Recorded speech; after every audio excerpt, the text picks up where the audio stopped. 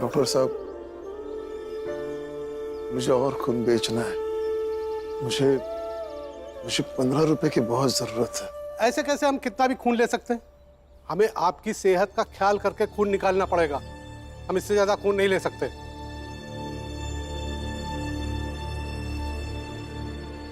Doctor साहब, जाइए sir.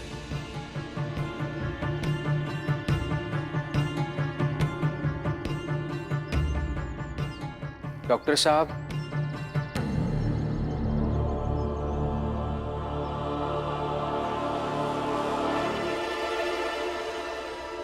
Bhim,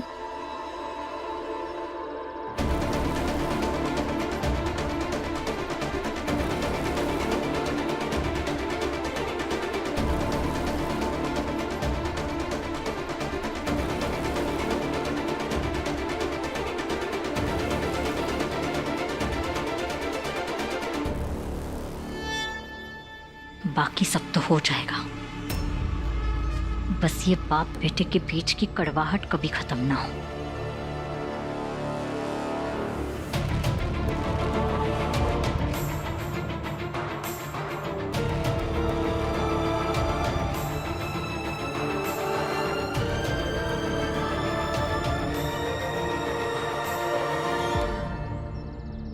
doctor साहब, अरे रुकिए, कहाँ चले आ रहे हैं? देख नहीं रहे यहाँ पे पेशेंट है।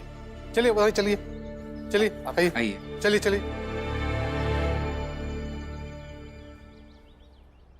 हाँ बताइए, क्या हुआ? सर, मैं भीमराव अंबेडकर, मैं कॉलेज में पढ़ता हूँ, काम ढूंढ रहा हूँ। आपके हॉस्पिटल में कुछ काम होगा तो बताइए ना, मैं कर सकता हूँ।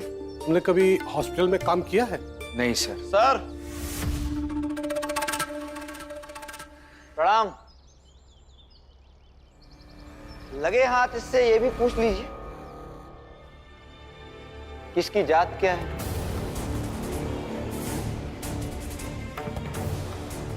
सर, आप तो डॉक्टर हैं, लोग आपको भगवान का रूप मानते हैं। मेरी जात क्या है, इससे आपको क्या फर्क पड़ता है? तुम्हारी बात सही है और इस हॉस्पिटल में तुम्हारे लायक काम भी बहुत है, लेकिन हम भगवान पेशेंट के हैं, तुम्हारे लिए नहीं। तुम यहां से जा सकते हो। देखिए सर, मैं बहुत परेशान हूँ, सुबह से काम ढूंढ रहा हूँ, 8 जगह जा चुका हूँ। ये हर जगह मेरे पीछे आते हैं और लोगों को मेरे जात के बारे में बताते हैं। मेरी जात का नाम सुनते ही लोग मुझे भगा देते हैं, काम देने से मना करते हैं। हाँ तो फिर भी डॉक्टर साहब, इसे इसकी औकात समझ में नहीं आ रही।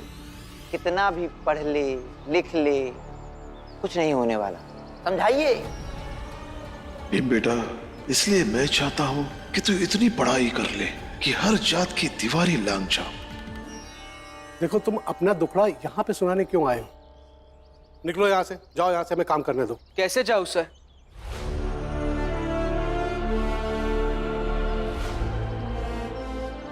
कैसे जाऊँ यहाँ से? ऐसे हर कोई मुझे जात के नाम पर धुतकार कर भगाता रहेगा तो मेरी योग्यता का क्या मोल रह जाएगा? फिर मेरे पढ़े लिखे होने का क्या फायदा है? मुझे पढ़ाने के लिए मेरे आई बाबा ने इतनी मेहनत की है, उसका क्या फायदा है? क्या फायदा है मेरे मंजुला दीदी की कुर्बानी का, जिन्होंने अपनी भाई के पढ़ाई के लिए खुद के गले की चेन गिरवी रखी है? सर,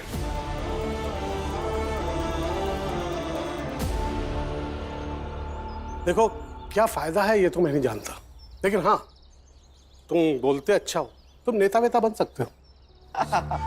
ये अच्छा कहा डॉक्टर साहब आपने। मैं भी कब से समझा रहा हूँ इसे, लेकिन ये समझता ही नहीं।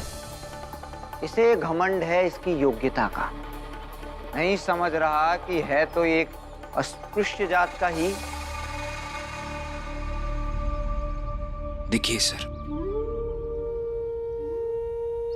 आप मुझे मेरी योग्यता के हिसाब से काम देंगे तो आप ना सिर्फ मुझे काम देंगे बल्कि दुनिया का मिथ भी तोड़ देंगे।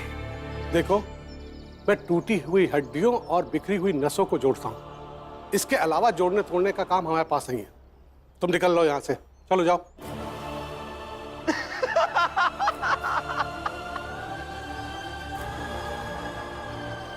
सही है भीमराव, क्या मतलब आज का नौकरी ढूंढने का कोटा खत्म हो गया तो और भी तलाश करनी है? अरे अरे सुन तो लो, सुन तो लो। अरे ये चादर क्यों ओढ़ रखी है? हटाओ इसको, चलो हटाओ। डॉक्टर साहब मुझे ठंड लग रही है।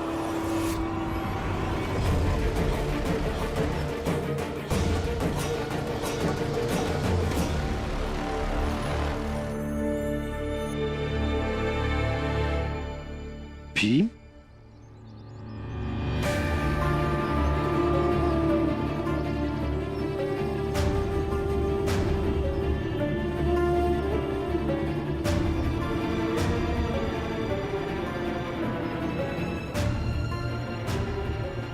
भीम यहाँ? कहीं भीम ने राम जी को देख तो नहीं लिया?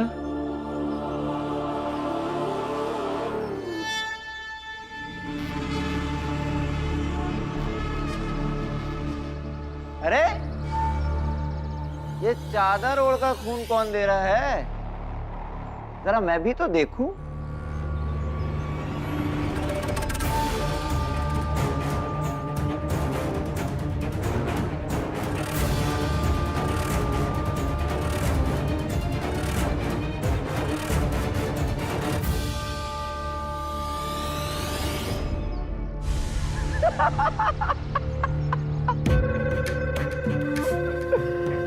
सही है, सही है, सही है, सही है। आओ देखो रंजन, बेटा वहां योग्यता साबित करने में लगा हुआ है, बाप यहाँ खून बेच रहा है, बचा मेरा तालाब, तो वो भाड़ में जाए, है ना पुरंजन? नहीं नहीं, ऐसा नहीं है। हम लोग अभी तालाब पर ही थे, बस अभी अभी थोड़ी देर में चले जाएंगे वहाँ। जल्दी पहुंचो। मेरी चादर यहाँ से यहाँ कैसे आ गई? अरे रुको, चद्दर लेने से पहले ये तो पता कर लो कि जिसने चद्दर का इस्तेमाल किया है वो किस जात का है। कौन जात हो? राम जी,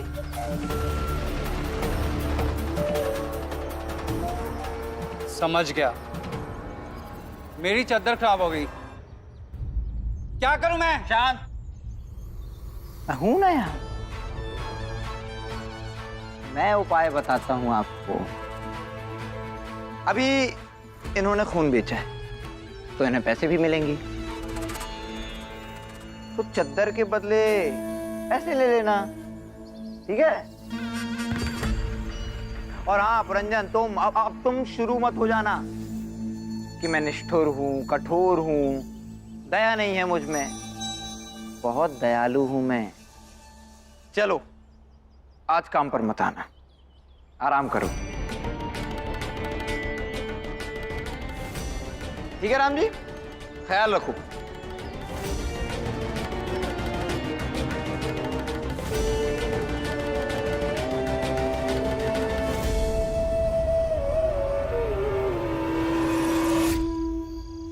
अरे अभी तक ना तो बाप आया ना बेटा आया। अरे क्या है हितेश भाऊ, जब देखो तब आप बाप बेटों के पीछे ही पड़े रहते हो।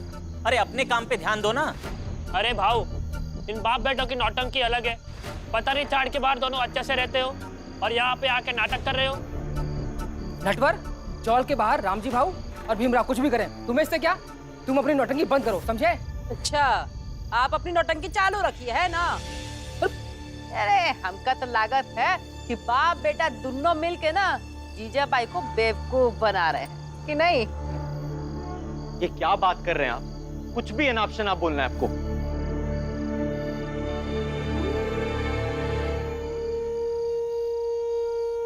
अरे भीम, आ गए तुम? तुम्हारे बाबा कहाँ है?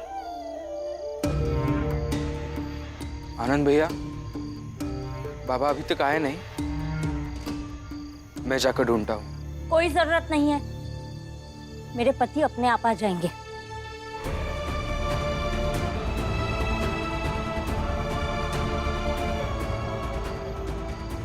चलो। बाबा, भैया, भैया, ये सब क्या है? आप ठीक तो है ना? ये चादर, बुखार तो नहीं है ना आपको? नहीं, मैं ठीक हूँ। बस थोड़ी सी ठंड लग गई थी, इसलिए ये चादर खरीद ली। चादर खरीदने की क्या जरूरत थी आपको? किसी को घर भेज देते। वैसे भी घर में पैसे बहुत कम हैं। जीजा भाई, हर बात पे टोकना जरूरी होता है क्या? किसी समय शांत भी रहा करो। पुरंजन, बोलने दो उसे। सबको अपने हिसाब से, अपने मर्जी से जीने का हक है।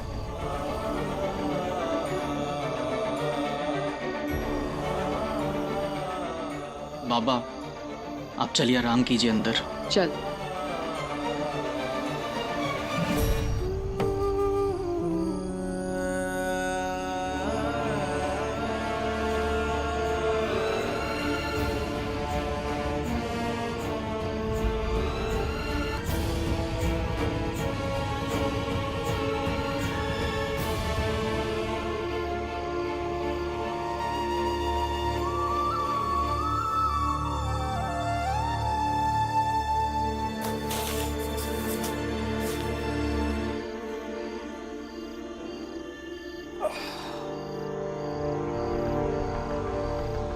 अब भीमराव चाहे तो उस ठेले के साथ पैसा कमाना शुरू कर सकता है। क्या काम करना है बताइए?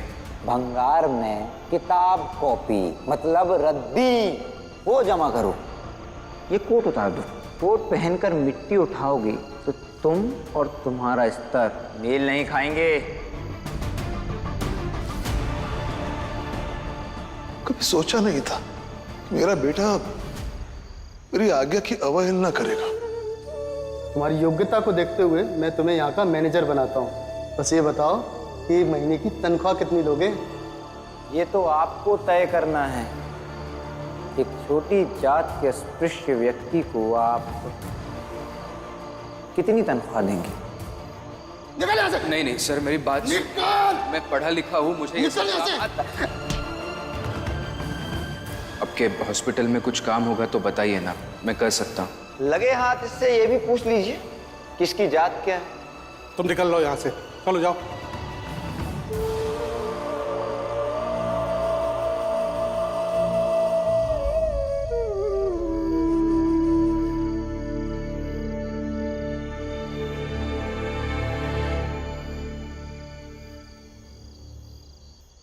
क्या हुआ आपको? कुछ नहीं, थक गया हूँ, सोने जा रहा हूँ।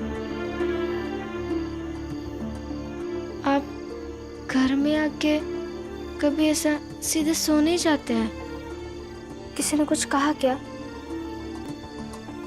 नौकरी नहीं मिली तो कोई बात नहीं, मिल जाएगी। अब इतने पढ़े लिखे हैं, योग्य है। कोई योग्य नहीं हूं मैं। और तुम अपना काम करो। मैं ठीक हूँ, सब कुछ ठीक है, कुछ नहीं हुआ है मुझे।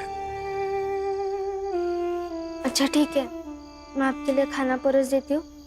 अब खाना खाइए और आराम से सो जाइए। नहीं खाना है मुझे। तुम्हें भी खाना है तो खाओ, न तो ऐसे ही सो जाओ। और जरा अकेला छोड़ो मुझे।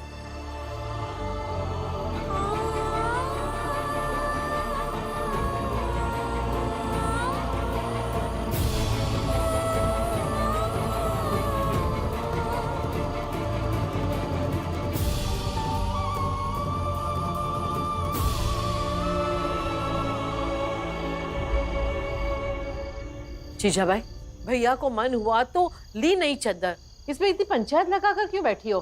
क्योंकि पैसे मुझे जोड़ने पड़ते हैं दीदी। बेटे के चक्कर में इन्होंने तो वही खाते का काम छोड़ दिया। दिन दिन भर पानी में रहते हैं। पता नहीं कल अगर इन्हें कुछ हो गया तो कैसे जिएंगे हम। अगर कल को इलाज कराना पड़े, और ऐसा कभी ना हो, लेकिन तबीयत अगर ज्यादा खराब हो गई तो यही बचे हुए पैसे काम आएंगे। घर में और कोई तो कमाता है नहीं। जीजा भाई, जब तक जिंदा हूं तब तक किसी को कुछ होने नहीं दूंगा। हाँ, अगर मैं नहीं रहा तो। बाबा, कैसी बात कर रहे हो आप? कुछ नहीं होगा आपको। हाँ बाबा, कुछ नहीं होगा आपको। कुछ हो आपके दुश्मन को। राम जी, ऐसी बेकार की बातें मत किया करो हमेशा। और जीजा भाई, तुम हमेशा राम जी से बेवजह में क्यों बहस करती रहती हो? अरे कभी शांत रहना भी सीखो। अभी सारे लोग राम जी को थोड़ी देर के लिए अकेला छोड़ दो। जाओ सब। चलो सब यहाँ से।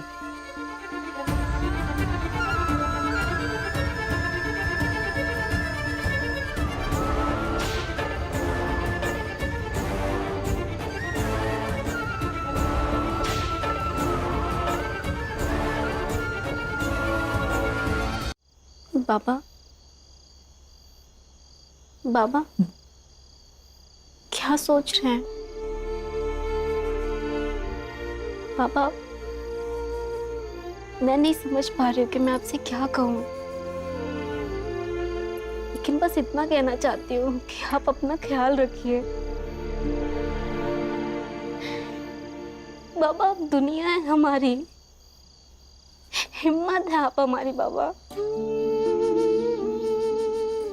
जीवन में जब भी परेशान हुई हूँ, जब भी दुखी होती हूँ, तो आपको देख कर ही तो सहारा मिलता है। और अभी आपकी तबीयत ठीक नहीं है बाबा, इसलिए आपको सबसे ज्यादा ध्यान अपना रखना पड़ेगा। आप रखेंगे ना? क्योंकि अगर आपको कुछ हुआ तो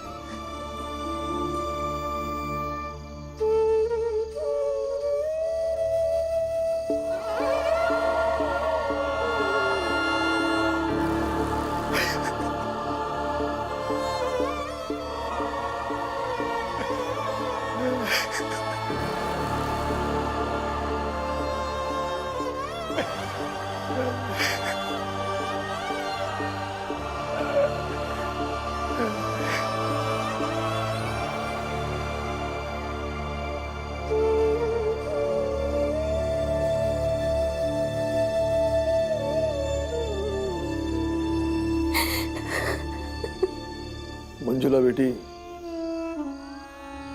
फौज का रिटायर्ड सूबेदार हूं। ऐसी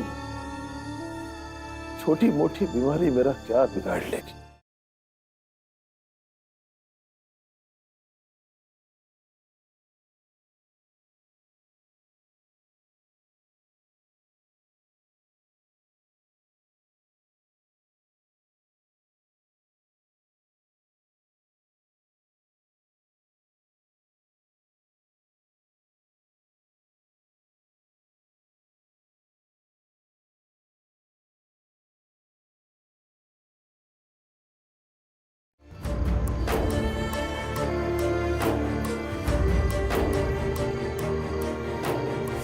पता नहीं होगा तुम्हें, आज रमा के हाथ में चोट लग गई।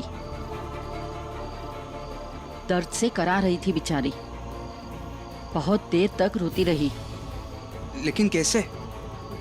रमा ने बताया नहीं मुझे कुछ। तुमने उसे बताने का मौका दिया? तुम्हें उदास परेशान देखकर वो तुमसे बात करने के लिए आई, तो तुमने उसे डांट दिया और यहाँ चले आए। लेकिन मैं तुम्हें ये बताने के लिए नहीं आई हूँ कि उसे चोट लगी है। बस मैं तो ये तुम्हें बताने के लिए आई हूँ कि मैंने, तुम्हारी बुआ ने, तुम्हारी दीदी मंजुला ने उसे कहा कि हम दवा ला देते हैं, तो उसने मना कर दिया। कहने लगी कि मैं दूसरे के पैसे से दवा नहीं लूँगी। और उसके पास जो 2 आना बचा था, उन पैसों से उसने राशन मंगवाया। वही राशन जिससे अभी उसने खाना बनाया और तुमने खाने से मना कर दिया।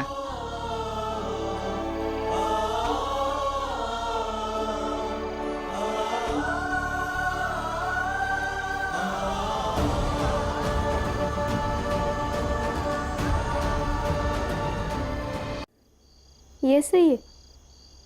जब मन किया तो कॉपी पेन लेकर बैठा दी कि पढ़ाई करो, जब मन किया तो चिट्ठी भेजकर समझाए कि मुझे पढ़ना चाहिए, जब मन किया तो घर से बाहर ले आए,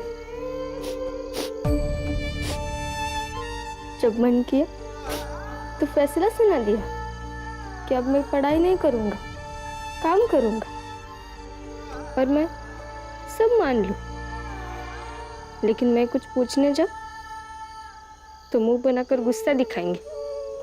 अब वो भी मुझसे कुछ पूछेंगे, मैं भी नहीं बताऊंगी।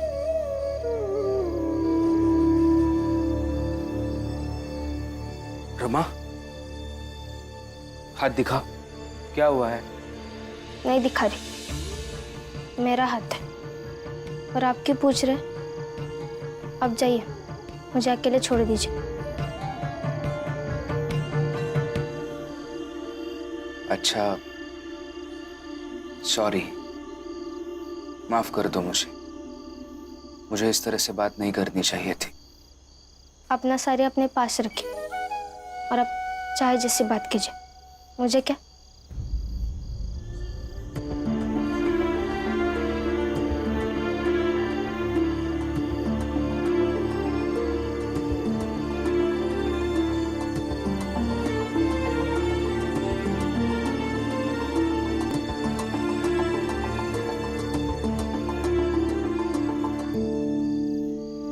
ठीक है, चोट के बारे में नहीं पूछूंगा।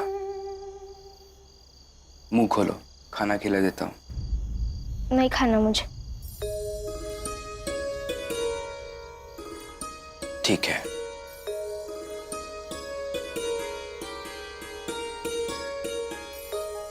एक बात बताओ रमा,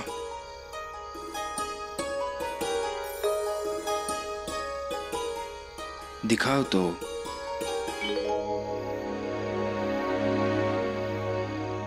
जिंदगी समेटने में बहुत सारी चीजें बिखर जाती हैं। कई बार वो भी चीजें बिखर जाती हैं जो पहले अपनी जगह सही थी। जैसे खाने के बारे में पूछने पर मैंने कभी ऐसा जवाब दिया था इससे पहले? आज क्यों दिया? क्योंकि मैं बहुत परेशान था। सुबह से वो नरोत्तम जोशी मेरे पीछे पड़ा है। मैं जहां जा रहा हूं मेरे पीछे पीछे आ रहा है। हर जगह मेरी जात को मेरी योग्यता के सामने ला रहा है और लोग भी जात का नाम सुनकर मुझे दुत्कार कर भगा दे रहे थे।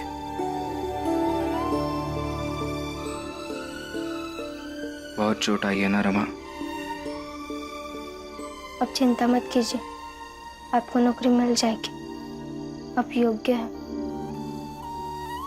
योग्य हूं? फिर इसी बात पर खाना खा लो।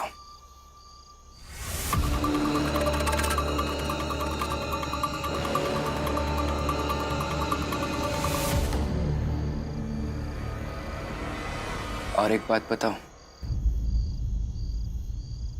मर्द हूं ना, इसलिए समझ नहीं पाता हूं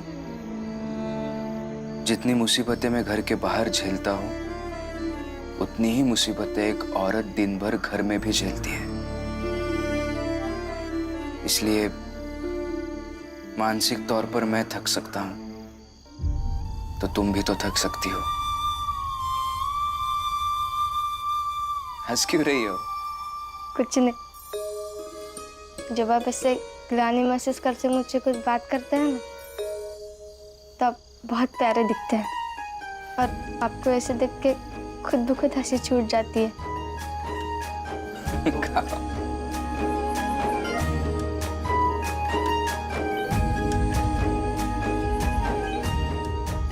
देखो कैसे हंस रही है। इसी भीम और रमा के कारण मेरे पति के साथ और तुम्हारे पति के साथ ऐसे हंसी खुशी वाले क्षण कभी आए ही नहीं। इसलिए कहती हूँ लक्ष्मी, इन दोनों को चाल से निकालना ही होगा ताकि इनके जीवन में भी हम वो कांटे बोए जो इन्होंने हमारे जीवन में बो रखे हैं।